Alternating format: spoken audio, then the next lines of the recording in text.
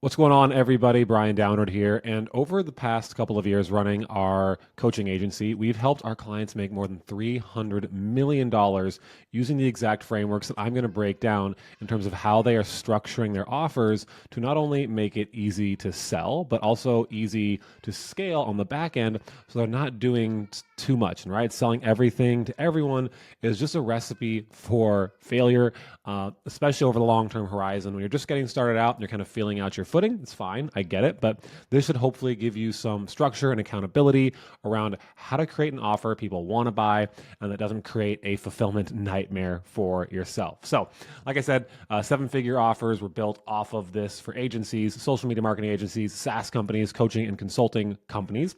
And you can do this in 30 minutes or less. And I'm going to try and keep this video under 30 minutes so you can kind of rock through it yourself. And again, like the goal here is to go from vague offers that are kind of everything to everybody, which when you do that, you're nothing to nobody, to more of a premium offer that is need to have. And again, I'm going to say this again because this phrase is so important: easy to sell and easy to scale on the back end. And really, the first thing that it is all going to come down to is who you are selling to, because I'm going to be really real right off the jump here in the video. No one really cares about what you like to do, what you're passionate about, what services gets you excited. Like, you might be really into graphic design, or you might be really into copywriting or systems or tech or Facebook ads. At the end of the day, the industry that you serve is going to dictate the products and services that you sell, because at the end of the day, it's what they want. What is in it for them? What are the outcomes it's going to produce for them? And in the worst case scenarios, you might be trying to sell an offer to an audience that has no benefit from it at all. So, an example that I use quite often is there's a service called database reactivation, where you're essentially texting and emailing your client's database to reactivate customers. Now, let's say you were working with a roofer. Is it really realistic to do reactivation campaigns when roofing clients only buy from them every 20 to 30 years? Probably not. So this is another reason why you need to start with who you are selling to. And this is something, some people call it your avatar, your ICP, ideal client profile. It's all a fancy way of saying you need to have a particular industry that you serve, or a niche, right?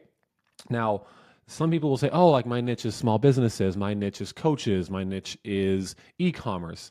Those are still not really niches, right? Like, I'm talking industry specific and then a sub niche of that industry. Now, again, when you're just starting out, you might want to go a little bit wider. So instead of saying, hey, I'm only going to work with personal injury attorneys, you might say, hey, I'm going to try and work with lawyers. And then over time, you find the sub niche in that industry that you can really latch onto and make it easier to, like I said, sell and scale. That's going to be a recurring theme in this video.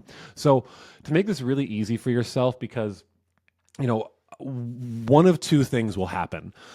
One, you either already are in the industry you want to be in. In that case, great. You can kind of jump down to the next part of this video. But number two is you're not sure at all. And this is very common. There's a lot of uncertainty around this. So what my recommendation is going to be is you try and find an industry that is in the intersection of these three things: what you know and what you're good at. So industries that you can already, you've got some background in, you have experience, maybe you've worked in before, you've got clients in that space already, and that you can already get some good results in. That would be the easiest, lowest hanging fruit. Another one would be where you're well connected. Maybe some industries you don't know as well, or you're not great at them yet, but you have a lot of connections. You've got family or friends or colleagues who are in this space making money, and they have connections as well that you can leverage to create some opportunities from. And then this one is so important, and this one's less about, playing the hand that you are dealt in terms of what you know, what you're good at, where you're connected. And this is finding industries where your clients' clients pay them a lot of money, ideally all at once. That means you don't have to get them a lot of customers to make an ROI on your investment. So I'll give you a couple of good examples and then some bad examples.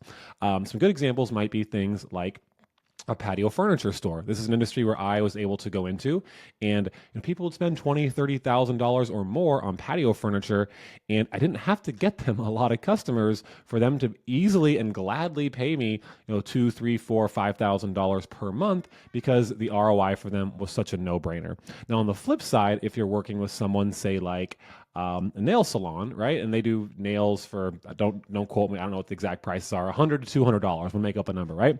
If you want to charge $2,000 a month for that service, they have to get 20-ish clients just to break even. And if you've seen anything, we'll talk about pricing here in a minute, but that's not going to be a good investment for them. They don't want to just ROI their money. They don't want to even 2x their money. Very often they want to 3, 5x, or 10x the return on what they're paying you if you want your offer to be something they continue to pay for.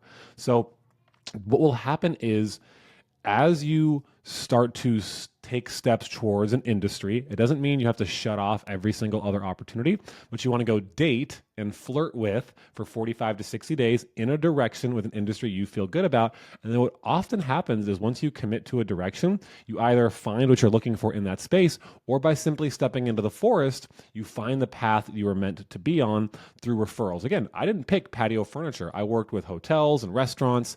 Again, restaurants, it's an okay one. Hotels, for other reasons, is an okay one. But at the end of the day, I was able to, through connections in those spaces, be introduced to the patio furniture industry. Like, oh, wow, I fell ass backwards into the niche that I ultimately ended up serving. Same can happen for you, but you got to be intentional by choosing a direction and then going that way, and not just letting whatever comes to you be ultimately what decides your niche. All right, I'm not going to beat this one to death. I already probably overdid it. So let's keep rocking. Next is, you just need to make a list of deliverables. What are the services you want to sell that are based on the outcomes that your ideal client profile wants? Now, I want to make it really easy for you. Most of them want to make more money, save more time, and save money. So you got to start looking at the services that can do those things, and that will allow you to go from being a nice to have service, like, hey, I'm just kind of like doing things for you that feel good, to, hey, this is something you actually need and you're going to continue paying for, month to month, year to year. And really how I look at this is 3 parts. We call this the strategy partner agency offer. And essentially you want one offer that fills their bucket. When I say fill the bucket, that means a lead gen service, right? The water is the leads that kind of pour into their bucket. So this might be things like SEO, Facebook ads, Google ads, pay per lead services, that type of thing, where you can charge a higher ticket premium for those offers. Number 2 is going to be something that sort of plugs the holes up in their bucket. So this would be like high-level SaaS features like missed call text back, lead nurturing, AI employee, and this is a lower ticket kind of utility SaaS that I call it. And it's a utility because it's something that just works for them without them having to even think about it. So it becomes like a utility bill, and that's on the lower ticket side. So ideally, you can charge somewhere between $2,000 to $5,000 or more per month for the high ticket, and then somewhere in the ballpark of $300 to $1,000 a month for the lower ticket SaaS. Again, this is all going to be based on what it's worth to your customers. But at the end of the day, this will allow you to have a lower ticket downsell on a sales call to enroll them into, and then a back-end retention mechanism to keep money coming to the door if for whatever reason they churn out of this. And then the additional thing here that I always like to add, even if it's literally just one phone call you do per month with the client to have a strategic talk about the rest of their marketing and their sales, this will position you as not just a lead vendor, as not just a replaceable entity or vendor in their company, but something that's, really, again, need to have when you can be involved in these higher level strategic conversations and help them get better at the other things around their business. Not that you're necessarily doing them, it's you're helping shine light on the things that they need to fix. So when you have clients coming to you saying, all the leads are bad, they suck, okay, well, let's look at the process and see how we can make that better together instead of just letting them fire you and blame each other until you churn out. Cool? All right. Next is, you need to find white label support or hire in-house, and then know your fulfillment costs. This is going to be really important. We're going to build towards, the stuff later here. So it's kind of a building blocks built on top of each other. But really, to me, it's like, if you're trying to move quickly at the early stages of your business, just find white label support companies. There's so many out there. Obviously, you need to do some research, vet them. I would be looking for ones that allow you to share their testimonials, their results, their case studies to help make sales easier for you. Or if you already kind of have a business going, the long-term play is to hire this in-house. So you might want to go on a platform like Indeed, make a job post, do some interviews. Yes, it's a little more tedious, but ultimately you will have more quality control and better margins long-term. But essentially, regardless of which path you choose, you need to know what your fulfillment costs are. So what does it cost you to pay that person to do the services for your client?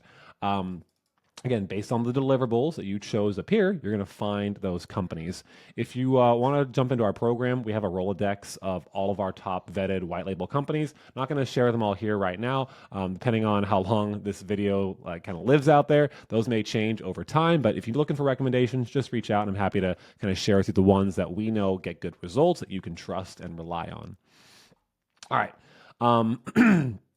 And then again, this is ideally where you want to get a baseline of what it will cost you to deliver per client, because this is going to come up later when you establish your pricing. All right, let's keep rocking.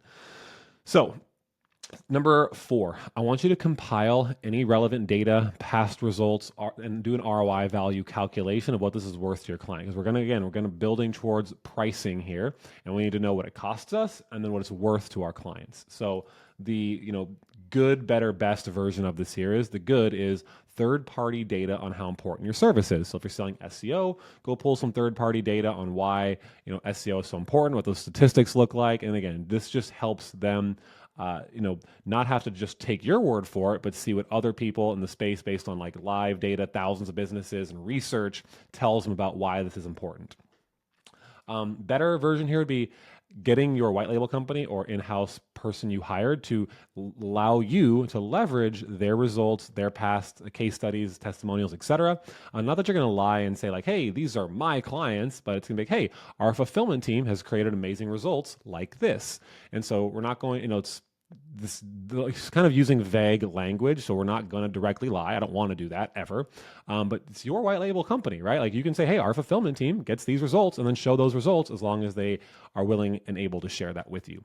And the best, of course, is always going to be just past customer results, any case studies or testimonials that you have personally. But if you're at the earlier stages of your business, this is why these other two will kind of come first and make your life a lot easier when you're on a sales call. Now, a very simple ROI value calculation that you can kind of do here would be, and this is not for you, this is for the niche and industry that you choose. So, hey, the average customer value is $2,500 to $3,000. So I'm going to pick an industry. Let's say it is electricians, right? Just because this is a kind of a number that's about what maybe an electrician would charge you to do a bunch of work in your house. So, and let's say on the low end of the average estimate that you could help generate for them, like opportunities, is 10. We keep the numbers really easy. And let's say they have, I'm going to up this just a little bit because you may want to, for the sake of the conversation, underestimate. So again, it feels even more like a no-brainer for them. So in this case, I might be like, hey, so like on average, how many customers are you guys bringing in? If I sent you 10 prospects, how many would you normally close? And they might say, oh, like 5 or 6. Like, okay, cool. Are those mostly from like word of mouth and referrals though? Okay. So online leads are going to be a little bit different. Let's underestimate that. Let's say you close it at 20%, right? So not like your warm referrals, but hey, internet strangers, 20% still not that bad. So your average close rate, would be 2 if we sent you 10 people. Great. So what we're looking at is a low end estimate of being worth about $5,000 to $6,000 a month for you, Mr. Prospect. Is that about right? Cool. We're on the same page. And this again is a conversation that I would be having on a sales call, and tell them to affirm the data you have. I would try not to ask for it. It makes you look like you don't know the industry very well. But when you can tell them like, hey, so average HVAC unit, our job is like XYZ, or average roof, XYZ, average patient, average case, whatever the industry you're in, go do some research, find that out so you can confidently come on to a sales call and price anchor against what you ultimately want to charge. All right, step 5. Let's talk about just your pricing and just some payment options too, just a couple of them, right? I'm not going to do the exhaustive list here, but really here's the magic sauce that people kind of miss. And they don't understand how to, I don't know why I said magic sauce, secret sauce, whatever it is. It's all good. We're going to keep rolling. Here is the price floor. You need to take your fulfillment cost. You figured out up here. So what is the baseline price per client? You're going to take that and you're going to multiply it by 2.5. This will allow you to be at a place where, and we have, based on a lot of smart people who are in our financial department telling us, you need to have your fulfillment costs be about 40% of what a client pays you. Because obviously there's other expenses in your business, cost of acquisition, taxes, paying yourself, doing the fulfillment, etc. So this is a really healthy way to like know what the floor needs to be for your price so you can run a profitable business and have margin to pay your team, yourself, taxes, etc. But the ceiling now of what you could charge hypothetically is typically going to be about 10 to 20% of the average value you bring to a client. So if you can, on average, make them $20,000 a month, okay, 10 to 20% of that could be $2,000 to $4,000 a month. And now you can kind of play between these two variables where, if your fulfillment costs are $300 a month and it's 2.5 times that, you're looking at like $750 as your floor.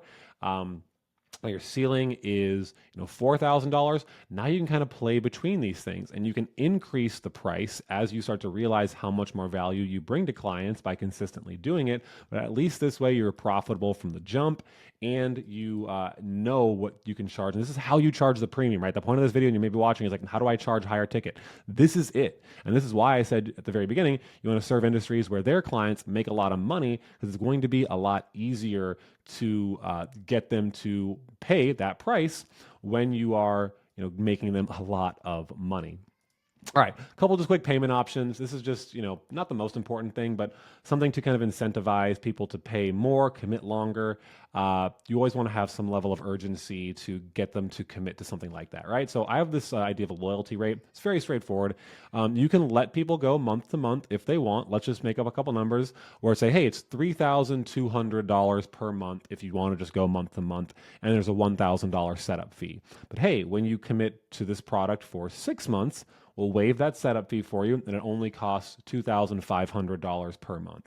So again, I don't want you to have the loyalty rate be discounted. The loyalty rate is the price you would normally charge without the setup fee. But if they do not take the loyalty rate, it costs them more to go month to month. So you're incentivizing them to be more loyal, and therefore you're going to likely make a bit more money. And then it also allows the people who may be unsure and don't want to commit to that time frame to try it and then make the commitment later at the lower price. Love it or leave it is really just this idea where you lower the price again, like, and I want to say lower, should be not below the margins you need to make your business profitable, but know what your number is. Let's say it's $2,000 a month in this case, but to get a client on board, it's like, hey, let's do this. In the first month, you're going to pay $1,000. The second month, you're going to pay $1,500. And then at that point, you can decide whether you love it or you want to leave it. If you want to leave it, it's fine. We can part ways, no sweat. But ultimately, it is $2,000 a month starting in month 3 and then in perpetuity ongoing. Just makes it easier for them to try out your product. Again, as long as the numbers make sense. All right, let's talk about guarantees. So I'm a fan of guarantees when used appropriately. I think the problem is a lot of people over promise and under deliver, which makes it challenging for people who you're selling to, because they're jaded. They've gotten burned before. People don't really know how to make appropriate guarantees. And here's just my POV on that. You only guarantee something you are hyper confident in being able to achieve for someone. Otherwise, you're putting yourself in a bad position. Now, I would personally avoid money back guarantees. It's helpful, right? It shows you have some skin in the game. But if you have hard costs associated with delivering your product, especially like if you're baking in ad spend or something, and you're running that in your own company cars, and clients like charge that back, or like they try and charge you back, but you've already paid your team, like it gets hairy, right? So I would do instead a results guarantee where you say, hey, if you don't achieve XYZ outcome in X time frame, you're going to get the service for free or at cost until they do get that outcome, right? Now, be careful here. It's not that, hey, you're going to get a whole free month. It's just like, hey, we're going to deliver you, a minimum of 20 leads every single month. And if we don't do that, we'll work for free until we do. So let's say you get them 18 leads in a month, and it only takes you another 2 days to get the next 2 leads. Great. There's the minimum of 20. Obviously, we'll want to do more than the minimum, but now then they will start to be rebuilt again. They don't get an entire free month. And they also must meet any criteria that you set. So they can't come back at you if they did absolutely nothing at all, didn't work the leads, didn't follow up, didn't call them in a timely manner. And you put that on them as a requirement and responsibility of the shared responsibility to get the result. If they're not doing that, that can void the guarantee. Again, keeps you protected from clients who are just looking to, show up and do nothing and hope and get the result. That's not how this is going to work. Okay. All right, we're getting to the end here, so keep it rolling and stay here with me, because this is where it gets really important. This is going to be like kind of seem basic maybe to some of you, but just list all the benefits, right? List the benefits to your clients and the pains specifically that you sell away. This is going to be super helpful as you start to do copywriting and for your ads and outbound later. When you can sell away pain and speak to that pain that they're in better than other people, this is how you win a lot easier. And one of the exercises that I do to make sure I can do this is this idea of 7 layers of why. So when you have a reason like, hey, what is this pain solve? Or what is this benefit? Well, why is that a benefit? Or why does that solve their pain? But why? But why? But why? You got to go a few layers deeper than, well, they want to grow their business, or this helps them not worry about low quality leads. Well, why is that important? Well, because their team spends a lot of time qualifying those leads and it wastes time on the phone and disenfranchises the team. Why is that important? Well, because they want their employees to enjoy their business. They don't want to spend time like with tire kickers at in their home trying to sell them a service they're never going to buy. Why is that? So now we're starting to get to the more specific reasons and the deeper feelings that they have about this pain. And it makes a big difference because this will help again later when you're starting to run paid ads, do your outbound, structure your sales deck, etc. All right, but really what this is for now here, and again, you can, they should have started with this, but you can pause this video for each step, right? Like that's what I would recommend. Like go back through this if you haven't already. Just do the step 1, pause it, write it down, go to step 2, pause it, go to the next one. Cool? All right, let's bring this home. One of the most important parts of your offer is going to be your ascension promise, right? You can call this an elevator pitch. You can call it really whatever you want. It's just the one-liner that explains your offer directly and clearly so people understand exactly what you do when they ask what you do. So here's the framework you can kind of use. And it's not perfect. You don't have to use every element. And I'll give you a couple examples here. But hey, we help niche with qualifying statement, generate range of average results every timeline without thing they hate, and X performance or guarantee hook, right? So I'll give you a couple examples. We help roofers with more than $1 million in yearly sales generate 10 to 20 roof inspections every month without sharing leads, even if you don't get results, you don't PA. You don't pay. Missed that one. But so the idea is like, hey, here's the niche, here's the qualifying statement, here's the range of results. I wouldn't promise one specific result because it puts you in this weird spot of like, it's like a Goldilocks offer. If it's just right, it might be too many, it might be too little. So I might even like for this do like 10 to 20 plus because some people might want a lot more and they can scale that up, right? So roof inspections every month is the timeline without sharing leads, which is something they hate. They hate buying from those, lead aggregator websites. And here's the performance guarantee. If you don't get results, you don't pay. So again, this is where when you don't pay could be like when they get on a phone call, it's like, hey, it's actually what this is a performance guarantee. So we'll work for free until you get the result if you don't. All right, another one. We help established cybersecurity firms consistently land high-value local corporate security projects by dominating the top spots on Google without spending on ads or relying on word of mouth. So this one's, again, not going to hit on every single thing. Like it didn't have the performance guarantee or hook. It didn't really have the timeline, but it's okay. It doesn't have to hit every single one. This just helps you very simply explain what you do, who it's for, and what the benefit and outcomes are. Cool. 2 more. Let's bring this home. This is extremely important. I want you to just give your offer a name. Russell Brunson talks a lot about creating a unique opportunity, a new opportunity, because you very likely are going to sell something that they've already tried before in their head. And what you need to do is give your system, your product, a name because it establishes intellectual property, establishes authority, and helps you differentiate from what everyone else is selling. My favorite example of this is P90X. So some of you have maybe seen this workout program. It's a little older, but they're still selling it, which is kind of cool. And this is not that much different than other at-home workout programs, but what they do is they give it a unique name. And I'm sure everyone here to programs, exactly, 80-day obsession, P90X, 4 weeks of focus, digs deeper, 21-day fix. These are all not that dramatically different, but when you are selling fitness products or marketing services or anything that is kind of commoditized, people are like, well, I've tried that before. Like, this won't work for me. I've gone to the gym. I've done this. I've tried Facebook ads. It didn't work. I got burned.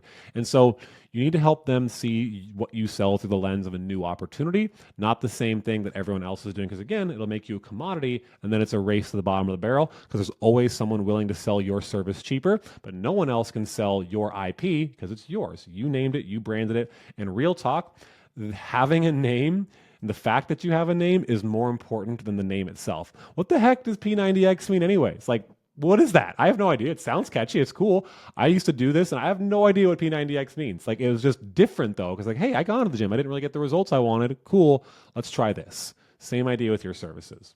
All right. Last little bonus here.